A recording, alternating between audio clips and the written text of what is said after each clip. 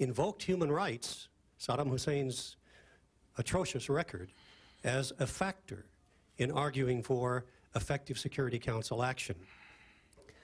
I wonder, in your context, Samantha, and others will have views on this, if your position now would be that it's time to move from bleating about human rights to beating Saddam Hussein into the ground, even with a risk of blowback far graver than anything that Rwanda or Bosnia or Kosovo could ever have triggered?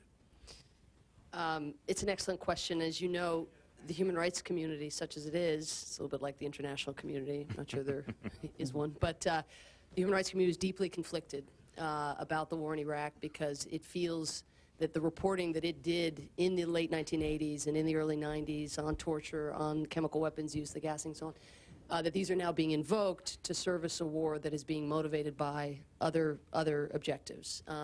Human rights is an aspect of the Bush administration's approach to the Iraqi situation, but ultimately it is neither necessary in and of itself nor sufficient to prompt this intervention if it comes. I think, so that's where the human rights community, I mean, it's literally upset that its reports are being used. And, you know, the whole idea of writing these reports obviously was that governments would finally pay attention to them. So the position is a little problematic. My feeling is that an intervention in Iraq, even a unilateral one, is undoubtedly going to make Iraq a more humane place. And so as somebody who has, you know, looked at the relationship between state power and sovereignty on the one hand and individual rights on the other, I have to say to myself, if the human rights movement meant anything, it meant that sometimes sovereignty can't be a shield, you know, a protection for regimes that forfeit their claim to that privilege. Having said that, part of the assessment of whether sovereignty has been forfeited or the perks of sovereignty have been forfeited, but that assessment has to be done in a way, I think, that doesn't cause more harm than the good that the intervention would service. So I think a unilateral attack would make Iraqis far better off. Not just Shiite, not just Kurds. I actually think it's going to be a relatively clean intervention. I'm in the minority in the human rights community probably in feeling that way, but having seen the Iraqi or the Kosovo and the Bosnia and the Afghan interventions, I have some sense of that. And this is a very different situation, of course, given the capacities that he may or may not have.